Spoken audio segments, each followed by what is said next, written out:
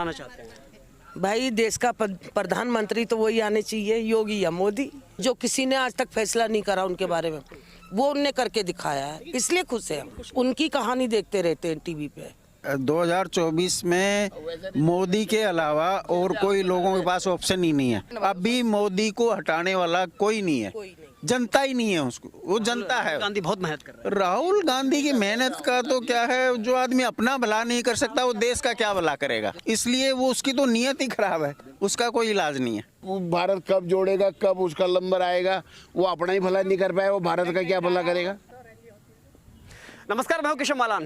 2024 की चर्चा बेहद ज़रूरी है क्योंकि विजयादशमी पर अगर बात करें, संघ के स्थापना दिवस पर जब एक बार फिर मोहन भागवत जनसंख्या विस्फोटक पर चिंता जाहिर करते हैं और देश के भविष्य पर बात करते हैं, तो लाजमी है 2024 का वो भविष्य कैसा होगा, वो भारत कैसा होगा कि जब लगातार 2 बार से देश के प्रधानमंत्री मोदी हों तो तीसरी बार कौन होगा, क्योंकि देश सुरक्षित हाथों में है या नहीं है। मुझे लग रहा है दिल्ली के मेहरौली क्षेत्र में हम इस समय आए हुए हैं और लोगों से बातचीत कर लेनी चाहिए। एक पार्क में हैं और यहाँ मुझे लग रहा है कि सभी उम्र के लोग हैं, युवा हैं, इधर मध्यम वर्गीय हैं और इधर हमारे बुजुर्ग भी हैं, तो सभी से राय लेना तो मुझे लग रहा है एक आंकड़ा आ जाएगा।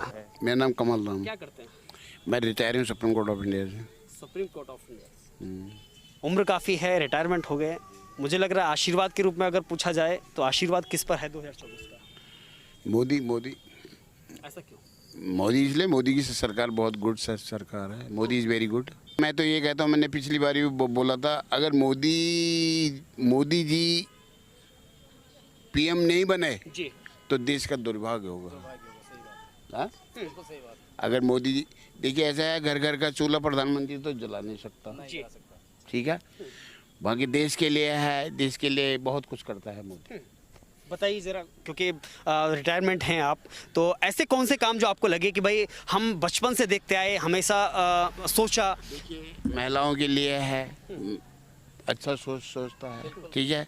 दूसरा, जैसे 370 हटा दी, आज तक 70-75 साल देश को आज़ाद हुए, किसी ने एलआईसी के बारे में सोचा ही नहीं, ठीक है।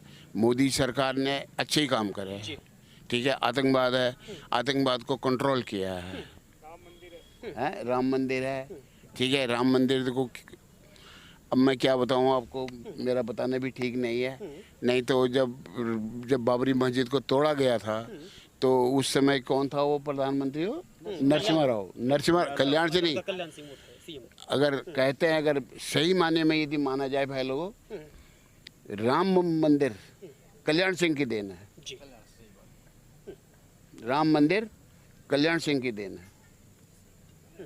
हाँ, वैसे तो बिल्डिंग तो कोई भी बना, लेकिन इस बात में कितनी आप हकीकत मानते हैं? क्योंकि चाहे विरोधी पार्टियां रही हों, चाहे कुछ देश का कुछ एक तबका रहा, तो वो कहता है कि पीएम ने देश को बेचा है।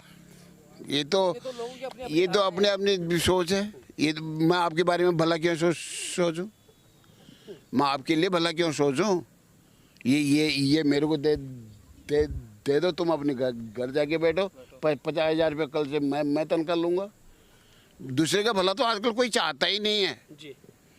मगर ये मोदी ऐसा है जो दूसरे का भला चाहता है। लेकिन राहुल गांधी भी तो देश का भला चाहते हैं ना?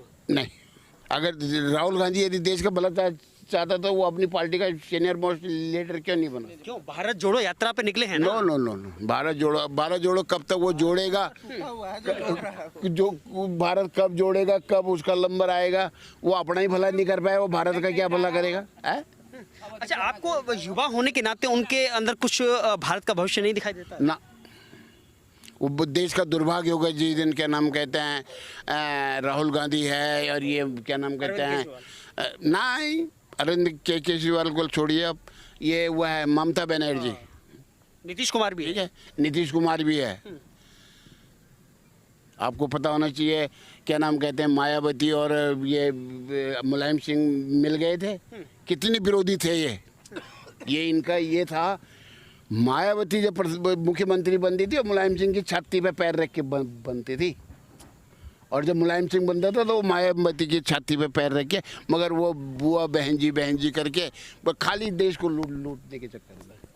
दो बातें, अभी आपने कहा कि अगर राहुल गांधी इस देश के प्रधानमंत्री बनते हैं तो देश का दुर्भाग्य होगा, अगर योगी को मौका मिलता है तो हाँ योगी वो तो उसका तो है ही सेकंड नंबर, ये आप तय करेंगे। बिल्कुल वो तो है ही सेकंड नंबर। आज क्यों बुलडोजर बाबा को याद करते हैं? दिल्ली में बुलडोजर पसंद क्यों है? दिल्ली में इसलिए पसंद है कि भाई जब दबंग आदमी के पीछे जब पब्लिक नहीं काम कर पाई तो वही काम कर रहा है बुलडोजर, फिर बुलडोजर बाबा। तो क्या मान लिया जाए दिल्ली के लोग भी बुलडोजर बाबा को पसंद करते हैं? बिल्कुल करते हैं, बिल्कुल करते हैं, कहते नहीं है लोग, आप भी तो लेकिन आपको वहाँ से कोई सुविधा या कोई सहानुभूति किस बात के लिए है? कुछ सुविधा तो मिलती नहीं है आपको वहाँ से? बहुत बढ़िया चीज़ है इसका पूछा आपने, लेकिन योगी ने जो है सारे अपराध जो है ना बिल्कुल कायम किए, उन्हें कंट्रोल किया उन सब अपराधों पे, बहुत बढ़िया कंट्रोल किया उसने। दिल्ली की जनता इसलिए खुश है? हाँ, जिंदगी जनता इसलिए खुश है कि दिल्ली में भी बहुत ज़्यादा अपराध हो रहे हैं दिन दहाड़े, भाई बहनों की कितना क्राइम हो रहा है दिल्ली के अंदर में, कोई देख रहा है इस चीज़ को? नहीं देख रहा है कोई भी। तो बुलडोजर बाबा से इसलिए खुश है, यूपी में तो खुश है, हम दिल्ली में भी खुश है उससे। आपको ऐसा क्यों लग रहा है दिल्ली की जनता क्यों खुश है योगी से? नहीं ठीक है, वहां पे अपराध कम हुआ, लेकिन दिल्ली की जनता क्यों? दिल्ली की इसलिए खुश है कि अपराध दिल्ली में भी बहुत ज्यादा हो रहा है, असर पड़ रहा है उसका, पड़ रहा है इसका, उसका असर पड़ रहा है। डर धमक यहाँ तक है? धमक यहाँ तक है, दिल्ली तक। बहुत बढ़िया लगा हमें उसका हर चीज से। देखो उसने जिसने भी अवैध बिल्डिंग बनाई, जिसने भी जैसा किया, जिसको हथियार हैं, आज किसी के पास खाने को रोटी नहीं है, किसी के पास जो है बिल्डिंगें 10 बिल्डिंगें हैं, तो कब्जाई तो है सारे ये, तो उसने वो सारे तुड़वा रखे, उसने सारे तुड़वा रखे उसने। दोबारा बोलिए। मैंने 35 साल 4 महीने 4 दिन सुप्रीम कोर्ट की नौकरी करी। 12 खंबा रोड में जो ललित होटल है उसके फर्स्ट में एक बिल्डिंग है जो आज तक बंद है। मैंने उसमें पूरी जीवन भर उसमें पर्दा ही देखा, मगर आज तक उसको तोड़ने की किसी ने हिम्मत नहीं दिखाई, और टूटना है उसने। ऐसा समय वो भी अवैध है, मगर क्या है, जहाँ कहते हैं ना, वो कहते हैं भाई कोई बंदा जेल में बंद है, वो लाख रुपया रोज का दे रहा है, मौज ले रहा है। अब देखो महीने के 30 दिन होते हैं तो 30 लाख रुपया, अगर वो 10 साल के लिए बंद है तो कितना रुपया उसके पास होगा? तो क्या मान लिया जाए दिल्ली की भी जनता योगी जैसा सीएम चाहती है? नहीं, योगी जैसा ही सीएम चाहती है दिल्ली में, बिल्कुल चाहती है, सारी लेडीज भी चाहती है ऐसी कि क्या कहते हैं, योगी जैसा ही जो है सीएम जो है दिल्ली में आए। ऐसे ही पीछे गृह मंत्रालय से आवाज आ रही है कुछ। भैया हम भी बहुत खुश है उनके काम। क्या नाम है आपका? मेरा रूबीना खातून। रूबीना खातून जी? हाँ जी। क्या काम करते हैं? कुछ नहीं बेटा, घर में रहते हैं, बुढ़े हो गए बस, और क्या। मोदी पे भरोसा किस लिए है? मोदी पे इसलिए भरोसा है कि जो दमंग है ना, जो किसी ने आज तक फैसला नहीं करा उनके बारे में, वो उनने करके दिखाया है, इसलिए खुश है हम। कुछ लोग तो ये भी कहते हैं हम कि न्यूज़ पे बैठे रहते हैं, उनकी कहानी देखते रहते हैं टीवी पे। हम तो बहुत खुश हैं, लेकिन कुछ लोग तो और ये चीज ना दिल्ली में भी लागू होना चाहिए, बिल्कुल होना चाहिए बेटा। कुछ लोग तो ये भी कहते हैं ना कि मोदी सरकार कहीं ना कहीं मुसलमान विरोधी है, हिंदू मुस्लिम करती है, मंदिर मस्जिद की राजनीति करती है। मैं भी मुसलमान हूँ बेटा, मुसलमान जैसा करेगा वो भरेगा बेटा, ठीक है ना? कोई भी हुआ, हम क्यों नहीं हुए? वो जैसे जो पकड़ में आ रहे हैं वो अपने आप सजा दे रहे हैं, जो कर रहे हैं वो भुगत रहे हैं, जो नहीं करेगा वो थोड़ी भुगतेगा बेटा। हम हिंदुस्तानी हैं, हिंदू भाइयों के बीच में रहते हैं और हम रहेंगे, हम क्यों किसी का पक्ष लेंगे बताओ? पहले हम हिंदुस्तान के हैं ना, हिंदुस्तान अगली है। बार आप देश का प्रधानमंत्री किसे बनाना चाहते हैं? भाई देश का प्रधानमंत्री तो वही आने चाहिए, योगी या मोदी, कोई भी आ जाए। कोई भी आ जाए, दोनों में से। 2024 में मोदी के अलावा और कोई लोगों के पास ऑप्शन ही नहीं है, और वो अच्छे हैं, अच्छे काम किए हैं उन्होंने। जीएसटी जो कभी लागू नहीं हो सकता था वो उन्होंने लागू करवाया। लेकिन लोग तो ये कह रहे हैं कि जीएसटी का सरकार आज तक फायदा नहीं बता पाई। नहीं, जीएसटी का फायदा मैं बताता हूँ ना। पहले आदमी दिल्ली का ठेकेदार जाके गुजरात में काम करता था और वहाँ वो टैक्स भी चार्ज करता था और गवर्नमेंट को देता नहीं था, वो चोरी करके खा जाता था।